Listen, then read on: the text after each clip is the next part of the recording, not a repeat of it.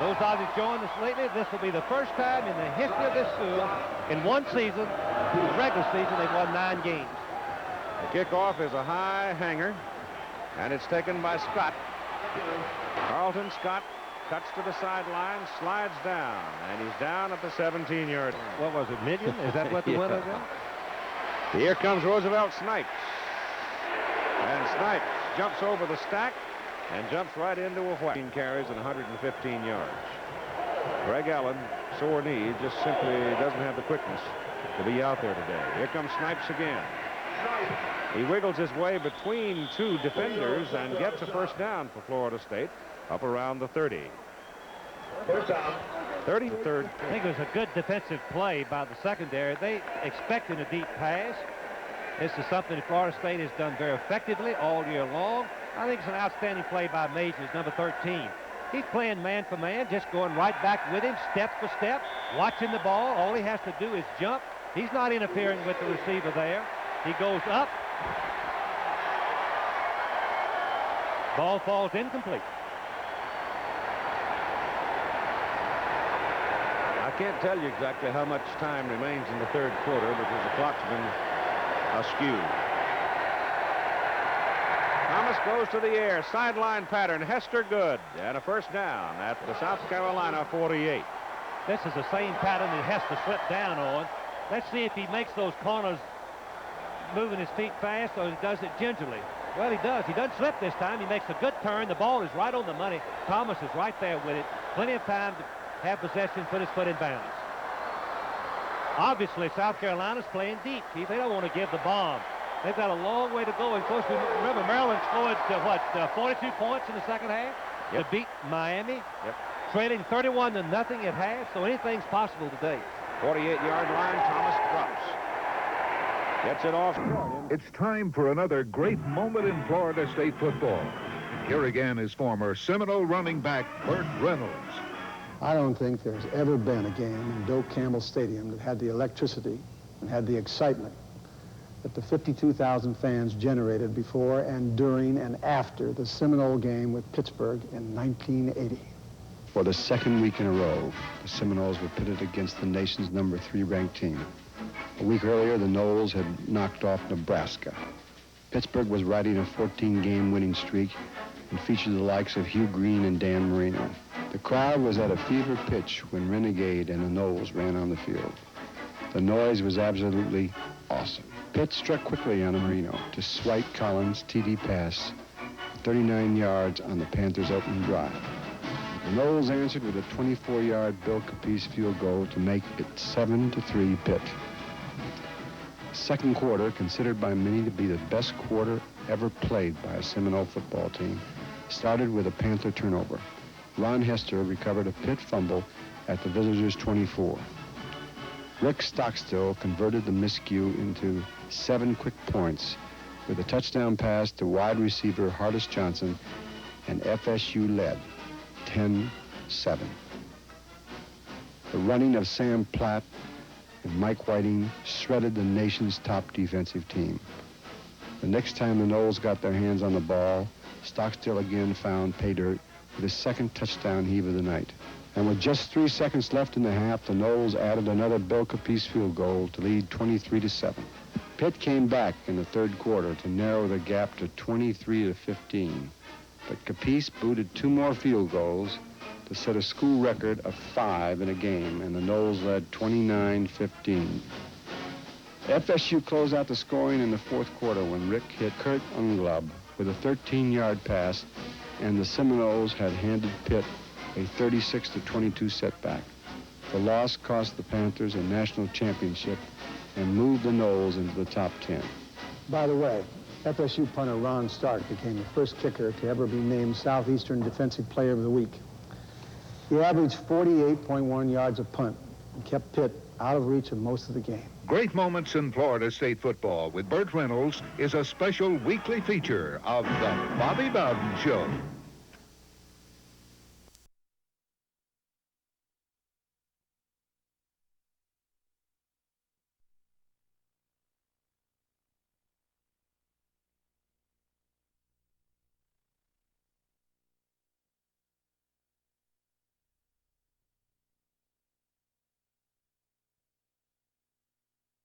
and probably the best back Florida State history, has only played sparingly, maybe 2 or 3 plays. 4 times for 8 yards is all that Allen has made. He's been averaging 130 a game. But Snipes is a good football player, good speed.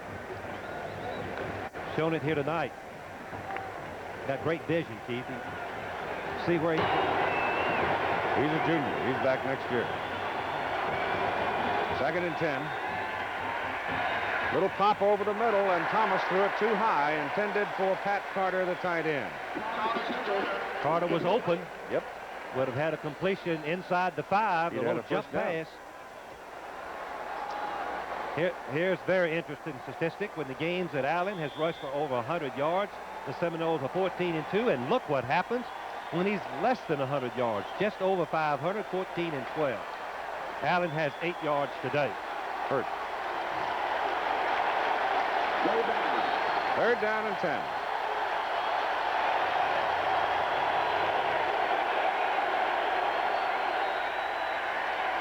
Eric Thomas gets it off, throws it in the end zone, caught, touchdown. Whoa, what a great catch by Jesse Hester.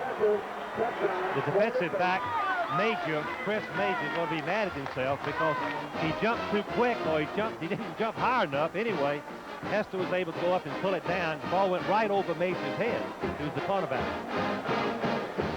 Great play by quarterback Thomas. So the Fire Ants are burned for a touchdown. Boy, I'll tell you, they have hung in there and played some defense against Florida State, forcing mistakes and turnovers. With 3 minutes to go in the 3rd quarter, it's 38-13, and Florida State's going for 2. Well, if they can score 3 times, that's the equivalent of a touchdown. If they go for 2 and make it every time. They got it. What a Hester play. again. Eric Thomas was in the grasp of the defender, and as he fell down, he sidearmed one into the air, and Hester pulled it down.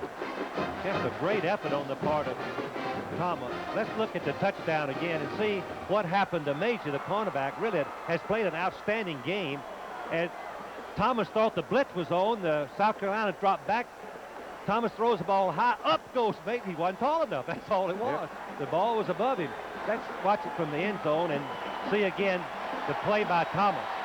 Here it is. He thought the blitz was on. It wasn't. Now he rolls to the right. Sees Hester in behind. Major 13's covered him. Chris Major jumps the ball, and he jumped too soon, maybe. I'm not sure, but great catch. I don't think he was tall enough. No, he wasn't tall enough. The ball was over his head. Even if he had jumped too soon, I believe that's the way it appeared. Hester just get on the back of the end zone. But he did jump a little bit early, too, a combination of it. And then Hester, the 2-point play was even more spectacular than the touchdown. A great effort on the quarterback. Thomas has made 2 outstanding plays. Here's the end of the 2-point play. You can see the left of your screen. Hester has the ball. He comes down. Oh, my, 1 inch it looks like inside. I give him the benefit of the doubt. I couldn't really tell. Hester now 6 catches, 128 yards and a touchdown. It's a 38-15 ball game now. As Florida State goes 83 yards, and he got 10 minutes to play, and I can't believe that clock's right. The 3rd quarter's been playing. We've been playing an hour. This is Kevin White. And White comes up short of the 20, up to about the 17-yard line. Now, Jim. It's first down, South Carolina at the 17, with Alan Mitchell in there at quarterback. And he's poked behind the line of scrimmage, and you got a penalty flag. Could have been a face mask. Anytime the ball carrier spins around like that. No, it wasn't. It's against holding, I guess. Yep. Well, look at here. Is this thing going to turn around again? Read that Dave Burson just gave us. 13 different possessions. That's unbelievable. Usually a game of... Let's put those possessions in perspective. Keith, in a ball game, you have 11 possessions. You'll average in a season 11 possessions, or 22 different, I guess, if you multiply. So this would be the equivalent of 24 if you could do that. And the longest game in the history. I question whether or not the clock's accurate. Well, Let's just tell the fans one more time. Miami was leading 13-0 at half. 31 to 31-0 at half. We have holding against South Carolina, half the distance, first down. The third quarter has lasted in actual time 50 minutes. Well, we had 6 to 7 turnovers. Well, it's been fun. Well, the game's not over. I'm not going anywhere.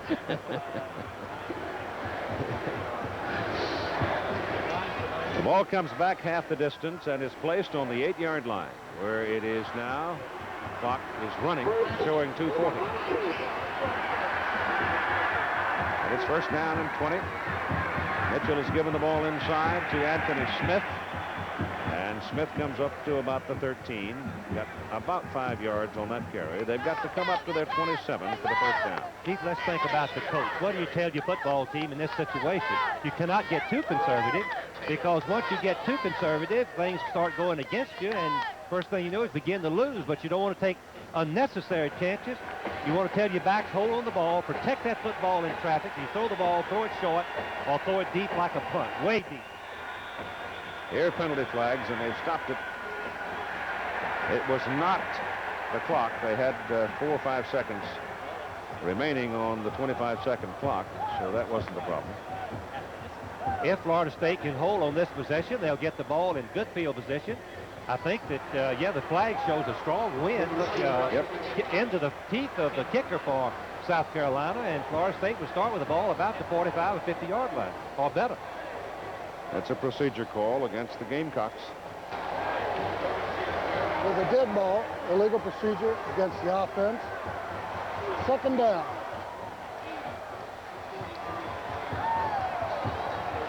Don't get too careful, South Carolina.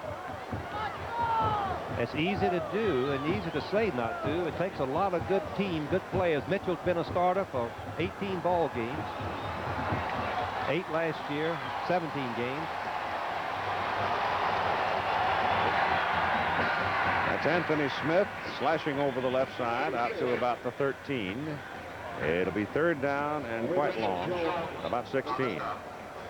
Florida State is just playing their base defense. They don't have to gamble. In comes their nickel defensive players, extra back in and another rusher.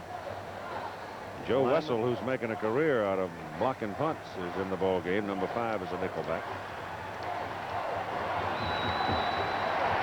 South Carolina's 2 out of 8 on third down conversions. Mitchell is back. Has a lot of time. Gets it off. And he's got a man upfield. It is incomplete. He was beyond the field of play. Bill Bradshaw, who has made 2 great catches in this game. And that one, he just simply didn't have enough room to run it down. So in comes O'Connor, the punter. He's had a 50-yarder and a 54-yarder, but he's got to kick this one into the wind. The ball is thrown a little bit long.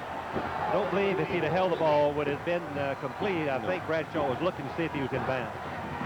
Pressure on, he gets it out.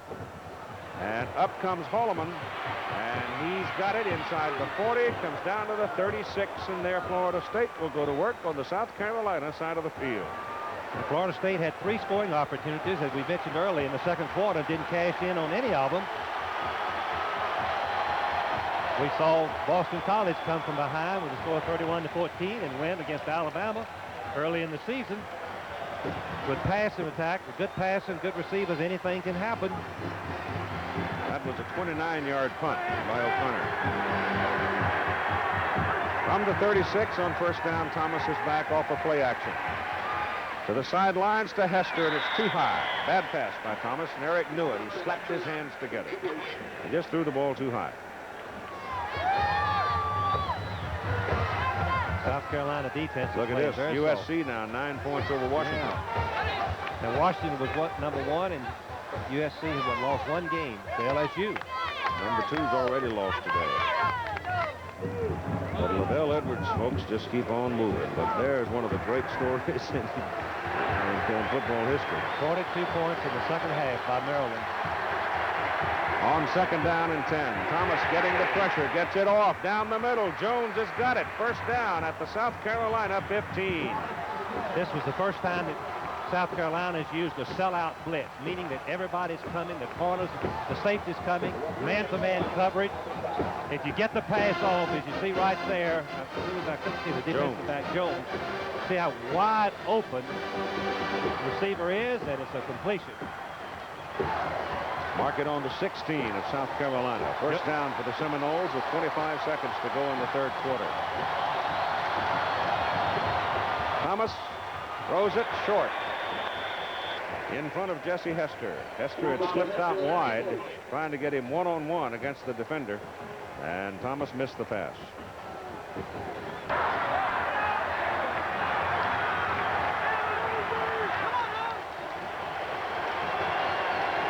Second down 10.